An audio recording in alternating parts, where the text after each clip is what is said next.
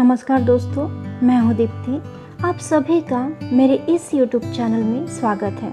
मैं आज आपको मुंशी प्रेमचंद लिखित कहानी अनुभव सुनाने जा रही हूँ। कहानी पसंद आए तब आप इस चैनल को सब्सक्राइब करना ना भूलें। कहानी में हम देखेंगे कि राष्ट्र सेवक को कौन से अपराध में जेल जाना पड़ता है और राष्ट्र सेवक के जेल जाते ही उनकी पत्नी को कौन सी मुसीबतों का सामना करना पड़ता है और उन्हें कौन सहायता करता है, उनकी ज़िंदगी में क्या होता है, ये सब हम जानेंगे आज की इस कहानी में। कहानी की शुरुआत करती हूँ। मेरे स्वामी को 1 साल की सज़ा मिली है। उनका अपराध सिर्फ इतना ही था कि 3 रोज़ पहले जेठ की तेज़ गर्मी में उन्होंने कई राष्ट्र सेवकों को पानी व शरबत के साथ खातिरदारी की थी। मैं उस दौरान कोर्ट में खड़ी थी।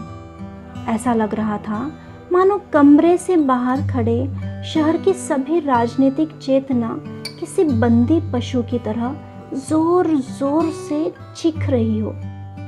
मेरे स्वामी बेड़ियों से बंधे हुए लाए गए। इस दौरान हर तरफ सन्नाटा पसर गया, लेकिन मेरे मन में कोहराम मचा हुआ था। क्रोध का आवेश मन ही मन फूटकर बाहर आना चाह रहा था। मुझे इतना गुमान कभी महसूस नहीं हुआ। सामने कुर्सी पर बैठा अंग्रेज जज व उसके बगल में खड़े लाल रंग की पगड़ी बांधे पुलिस अफसर सभी मुझे नीच दिख रहे थे। बस यही मन कर रहा था कि तुरंत दौड़कर अपने स्वामी के पैरों में गिर जाऊं और वही प्राण त्याग दूं। कभी शांत, कभी चंचल, तो कभी आत्मसम्मान से भरी मूर्ति सी दिख रही थी मैं। मेरे मुख पर किसी तरह का कोई अफसोस या ग्लानि नहीं झलक रही थी। किसी की सेवा को अपराध करार देना व उसके 1 साल की जेल की सजा सुनाना गजब की न्याय व्यवस्था है। ऐसे में तो मैं 100 बार ये गुनाह करने को तैयार हूँ। मेरे स्वामी जाने लगे और जाते वक्त मेरी ओर देखकर मुस्कुराए और फिर आगे बढ़ गए। कोर्ट से बाहर आकर मैंने 5 रुपए की मिठाई खरीदी और कुछ राष्ट्रीय सेवकों को आमंत्रित कर मिठाई खिलाई। उसी दिन शाम होते ही मैं पहली बार कांग्रेस के जलसे में शामिल होने से खुद को रोक न सकी। यही नहीं, मैंने मंच पर जाकर भाषण भी दे दिया। अंदर इतना द्वेष भरा था कि सत्याग्रह का प्रण भी ले लिया। उस समय मेरे अंदर इतनी शक्ति कहाँ से आई, मुझे खुद भी नहीं पता चला। लेकिन हाँ, सब कुछ न्योछावर हो जाने के बाद अब किस बात का डर था। भगवान का कठिन से कठिन प्रहार भी अब मेरा क्या बिगाड़ सकता था। अगले दिन मैंने पिताजी व ससुर जी को पत्र लिखे। ससुर जी को पेंशन मिलती थी और पिताजी जंगल के महकमे में अच्छे पोस्ट पर आसीन थे। परंतु अफसोस कि सारा दिन बीत जाने के बावजूद कोई जवाब नहीं आया। उसके अगले दिन भी किसी का खत नहीं आया, लेकिन तीसरे रोज दोनों लोगों का जवाब आया। ससुर जी ने पत्र में लिखा था कि मुझे लगा था कि वृद्धावस्था में तुम दोनों मेरा सहारा बनोगे, लेकिन अब कोई फायदा नहीं। तुम दोनों ने मेरी आस पर पानी फेर दिया। मुझे सरकार से पेंशन मिलती है, लेकिन तुम्हें अपने यहाँ रखकर मैं इस पेंशन को नहीं खोना चाहता। पिताजी के पत्र में भी कुछ ऐसा ही कठोर जवाब सुनने को मिला। पिताजी को इसी वर्ष ग्रेड मिलने वाला था, परंतु अगर वो मुझे अपने पास बुलाते तो उन्हें ग्रेड से हाथ धोना पड़ता। ऐसे में वो मेरी मौखिक रूप से मदद करने के लिए तैयार थे। मेरा मन दुखी हुआ। और मैंने इन दोनों खत को जला दिया। उसके बाद उन्हें और कोई खत नहीं लिखा। ससुर व पिता दोनों ने मुंह फेर लिया। लेकिन अभी मेरी आयु ही क्या है, अभी तो मुझे दुनिया देखनी है। इतने में किसी ने बाहर मेरे दरवाजे की कुंडी खटखटाते मुझे आवाज़ दी। मैं सहम गई, मेरे रोंगटे खड़े हो गए। मैं दरवाजे पर कान लगाकर सुनने लगी। मैंने सुनने की कोशिश की कि कहीं वो बदमाश तो नहीं।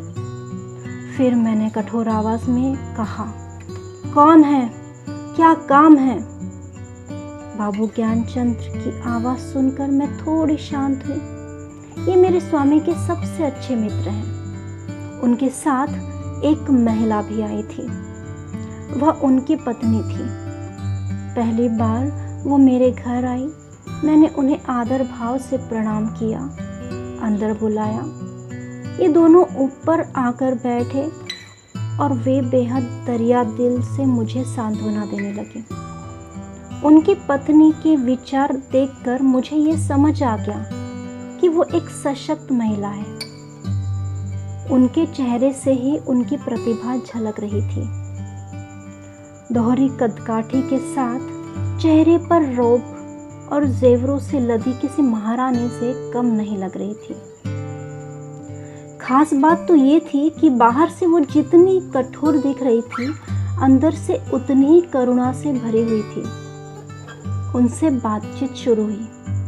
ज्ञान जी की पत्नी ने कहा, क्या घर पर किसी को खत लिखा था? मैंने कहा, हाँ। ज्ञान जी की पत्नी ने कहा, कोई घर से लेने आ रहा है? मैंने कहा, नहीं। पिताजी व ससुर जी में से कोई मुझे अपने साथ रखने को तैयार नहीं है। ज्ञान जी की पत्नी ने कहा, तो फिर आगे क्या करने का सोचा है? मैंने कहा, फिलहाल के लिए तो यहीं पर हूँ। ज्ञान जी की पत्नी ने कहा, हम लोगों के साथ हमारे घर क्यों नहीं चल रही हो? अकेले मैं तुम्हें यहाँ रहने नहीं दूंगी। इस दौरान खुफिया के दूत घर के बाहर डटे हुए हैं। मुझे आशंका हो गई थी कि ये खुफिया के दूत ही होंगे। ज्ञान जी ने अपनी पत्नी की ओर देखा और पूछा, मैं तांगा ले आऊं? ज्ञान जी की पत्नी ने इशारे में ही आज्ञा दे दी। ज्ञान जी तुरंत द्वार की तरफ चले गए। तभी ज्ञान जी की पत्नी ने बोला, रुको, कितने तांगे लेकर आओगे? ज्ञान जी घबराकर बोली, कितने? ज्ञान जी की पत्नी ने कहा, हाँ हाँ, कितने? एक तांगे पर सिर्फ 3 लोग बैठ सकते हैं। बाकी के सामान, बिस्तर, बर्तन आदि कैसे जाएंगे?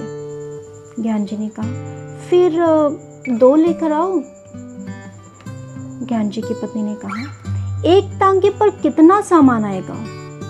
ज्ञान जी ने कहा, फिर ठीक है, 3 लेकर आता हूँ। ज्ञान जी की पत्नी ने कहा, हाँ हाँ, जाओ, अब इतनी देर क्यों कर रहे हो? जब तक मैं कुछ कहती तब तक ज्ञान जी निकल गए। मैंने संकोचते हुए उनकी पत्नी से कहा, मेरे आने से आपको तकलीफ तो नहीं होगी ना? आपको बहुत तकलीफ होगी मेरे आने से। कठोर वाणी में ज्ञान जी की पत्नी ने कहा, हाँ हाँ, तकलीफ तो होगी। तुम किलो भर आटा खाओगे, घर का एक जगह भी घेर लोगे, ये सब क्या कम कष्ट है? इतना सुनकर मैंने कहा, क्या बहन, आप भी? उनकी पत्नी ने मेरा कंधे पर हाथ रखकर बोली, जब तुम्हारे स्वामी वापस आ जाए तो मुझे अपने घर में रख लेना, हिसाब बराबर हो जाएगा। अब ठीक है ना? चलो चलो, अपना सामान बांध लो। ये सब देखकर बिल्कुल सपने जैसा लग रहा था। इतनी उदार स्त्री मैंने आज तक नहीं देखी थी। मुझे उनमें अपनी बड़ी बहन दिख रही थी। ऐसा लग रहा था जैसे क्रोध व चिंता जैसी चीज़ों पर उन्होंने काबू पा लिया है। हर वक्त उनके मुख से मधुर वाणी ही निकलती थी, जैसे मानो सरस्वती का वास हो। उनकी कोई संतान नहीं थी, लेकिन फिर भी वो दुखी नहीं थी। घर का काम वो स्वयं करती और बाहर के काम के लिए एक लड़का रखा था। आश्चर्य तो इस बात का था कि दिन भर मेहनत करने के बाद भी वो कभी आराम नहीं करती थी। यही नहीं, उनका आहार भी बेहद कम था। इतना ही नहीं, दिन भर वो मुझे कुछ न कुछ खिलाने के लिए परेशान रहती थी। एक काम भी नहीं करने देती। बस यही एक ही बात बुरी लगती थी। मगर इनके घर कैसे एक सप्ताह गुजर गया पता ही नहीं चला। तभी मुझे एक दिन वो दूध दिखाई दिए। उन्हें यहाँ देखकर मैं घबरा गई। मैंने सोचा ये मेरा पीछा करके यहाँ तक आ गए। तभी उन्होंने कहा, कुत्ते हैं, भौंकने के अलावा कुछ नहीं कर सकते। मैं मन ही मन चिंतित थी और मैंने कहा, कुत्ते हैं, काट भी तो सकते हैं। ज्ञान जी की पत्नी ने कहा, हाँ तो क्या इनके डर से भागना नहीं चाहिए? हाँ, भागना चाहिए कि इनके डर से? मैं बार बार उनके बारे में सोचती। सज्जे में जाकर देखती तो वो बाहर नजर आते। हाथ धोकर ये मेरे पीछे पड़ गए थे। मन ही मन सोचती, मैंने इनका क्या बिगाड़ा है? मैं इनका क्या बिगाड़ सकती हूँ? आखिर मैं हूँ ही क्या ये नहीं चाहते कि मैं यहाँ रहूं? पर ऐसा कर उन्हें क्या हासिल होगा? ये सब सोचते हुए एक और सप्ताह बीत गया। उन दोनों दूत ने अपना डेरा वही जमा लिया था। ऐसे में मैं और ज़्यादा बेचैन थी, किसी से कुछ कह भी नहीं सकती थी। एक रोज़ संध्या के वक्त ज्ञान जी घर आए। घबराए हुए नजर आ रहे थे। मैं बरामदे में सब्जी काट रही थी। ज्ञान जी सबसे पहले कमरे में गए और अपनी पत्नी को बुलाया। उनकी पत्नी ने कहा, अरे अचानक से क्या हो गया? पहले हाथ मुंह धो लो, कपड़े बदल लो, कुछ खाओ, तब आराम से बैठकर बात करते हैं। उन्होंने पत्नी से बात करने के लिए दोबारा आग्रह करते हुए कहा, तुम क्यों नहीं समझ रही? मेरी जान पर बन आई है। फिर भी ज्ञान जी की पत्नी ने वही बैठे हुए कहा, क्या बात है, बताते क्यों नहीं? ज्ञान जी ने कहा, पहले इधर आओ। इतने में मैं खुद वहां से दूर जाने लगी। तभी ज्ञान जी की पत्नी ने मुझे हाथ पकड़कर रोक लिया। मैं कोशिश करके भी उनसे हाथ नहीं छुड़ा पाई। ज्ञान जी मेरे सामने वो बात नहीं करना चाहते थे, लेकिन उनसे इंतज़ार भी नहीं हो रहा था। उन्होंने तुरंत कहा, आज मेरे प्रधानाचार्य के बीच झगड़ा हो गया है। पत्नी ने बड़े ही बनावटी शब्द में कहा, हाँ सच में? तब तो तुमने उन्हें बहुत पीटा होगा। ज्ञान जी ने कहा, तुम्हें मजाक सूझ रहा है? यहाँ मेरी नौकरी में आफत है। पत्नी ने कहा, जब इतना ही डर था तो झगड़े क्यों? ज्ञान जी ने कहा, मैं झगड़ा नहीं, उसने मुझे बुलाकर खूब सुनाया। पत्नी ने कहा, बिना मतलब? ज्ञान जी ने कहा, अब क्या बताऊं? पत्नी ने कहा, मैंने कई बार बोला ये मेरी बहन है, तुम इसके सामने सब कुछ बोल सकते हो। ज्ञान जी ने कहा, अच्छा, पर जब बात इनके बारे में हो तो? पत्नी ने कहा, मैं समझ गई। खुफियों से तुम्हारी अनबन हुई होगी और पुलिस ने तुम्हारे स्कूल में शिकायत कर दी होगी। ज्ञान जी ने सोचते हुए कहा, नहीं ऐसा नहीं है, लेकिन पुलिस ने हाकिम जिला के यहाँ शिकायत की और उसने प्रधानाचार्य से। प्रधानाचार्य ने मुझसे जवाब मांगा है। पत्नी ने कहा, प्रधानाचार्य ने कहा होगा कि उस महिला को अपने घर से बाहर करो। ज्ञान जी ने कहा, हाँ ऐसा ही कुछ समझ लो। पत्नी ने कहा, फिर तुमने क्या कहा? ज्ञान जी ने कहा, फिलहाल मैंने कुछ नहीं कहा। वहाँ कुछ समझ नहीं आ रहा था। पति ने गुस्से में कहा, जब तुम इसका जवाब जानते हो फिर सोचना कैसा। ज्ञान जी सहम कर बोला, मैं ऐसे अचानक कैसे बोल देता। पत्नी गुस्से में बोली, जाओ अभी जाकर अपने प्रधानाचार्य से कहो कि मैं उसे नहीं निकाल सकता, और अगर ना माने तो नौकरी से इस्तीफा देकर आ जाना। अभी तुरंत जाओ। मैं अपने आंसू नहीं रोक पा रही। रोती हुई मैंने कहा, बहन ये सब क्यों। ज्ञान जी की पत्नी ने मुझे खूब डांटा और कहा, तुम बिल्कुल चुप रहो, नहीं तो कान पकड़ लूंगी। तुम क्यों बीच में पड़ती हो, क्यों बोलती हो तुम। हम जब भी रहेंगे तो एक साथ रहेंगे, अगर जिएंगे तो एक साथ, मरेंगे तो एक साथ। पति को सुनाते हुए कहा, इनकी आधी उम्र बीत गई लेकिन इन्होंने कुछ नहीं सीखा। अब खड़े क्यों हो, तुम्हें बोलने में डर लग रहा है तो क्या मैं जाकर बोल दूं। ज्ञान जी ने गुस्सा होकर बोला, हाँ कल जाकर बोल दूंगा, इस समय पता नहीं वो होगा भी या नहीं।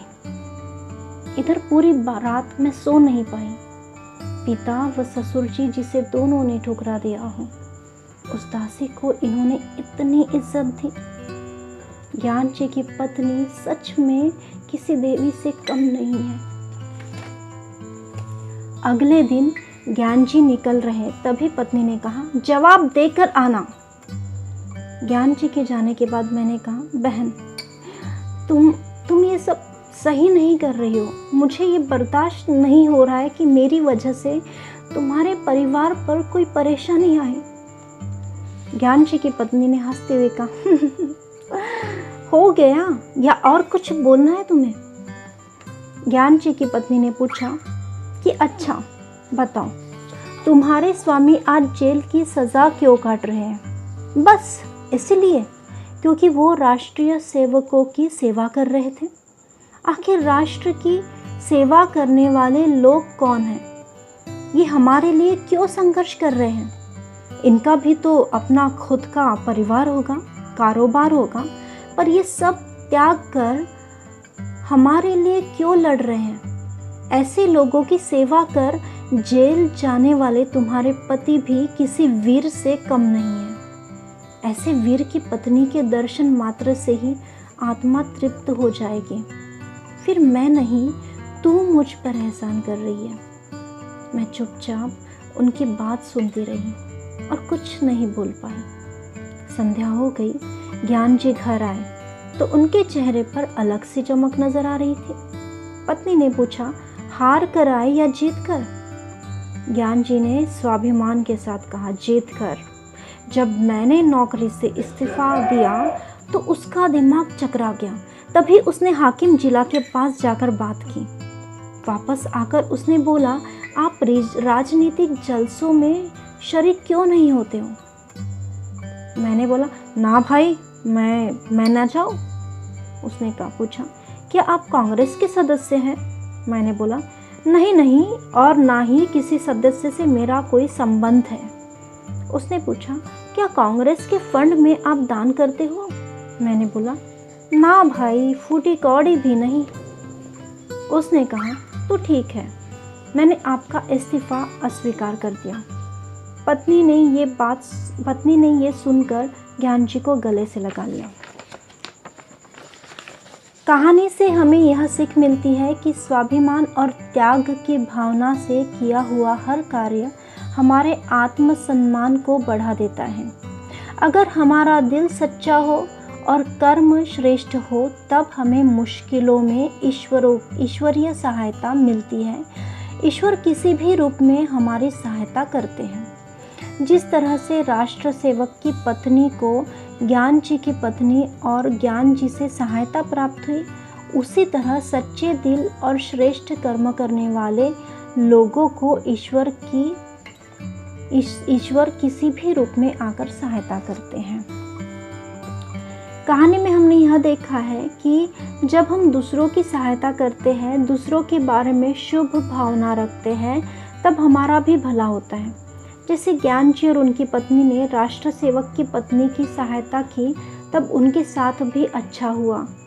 ज्ञान जी और उनकी पत्नी ने मुश्किलों के समय में भी राष्ट्र सेवक की पत्नी की सहायता की। उन्होंने उनके साथ क्या होगा ये भी नहीं सोचा, निर्भीक रहकर उन्होंने सहायता की और उनके इस श्रेष्ठ कर्म का फल उन्हें बहुत अच्छा मिला। इस कहानी से यह निष्कर्ष निकलता है कि अच्छे कर्मों का फल अच्छा ही मिलता है। कहानी सुनने के लिए बहुत बहुत शुक्रिया। फिर मिलते हैं एक और नई कहानी के साथ। तब तक के लिए आज्ञा चाहती हूँ। धन्यवाद।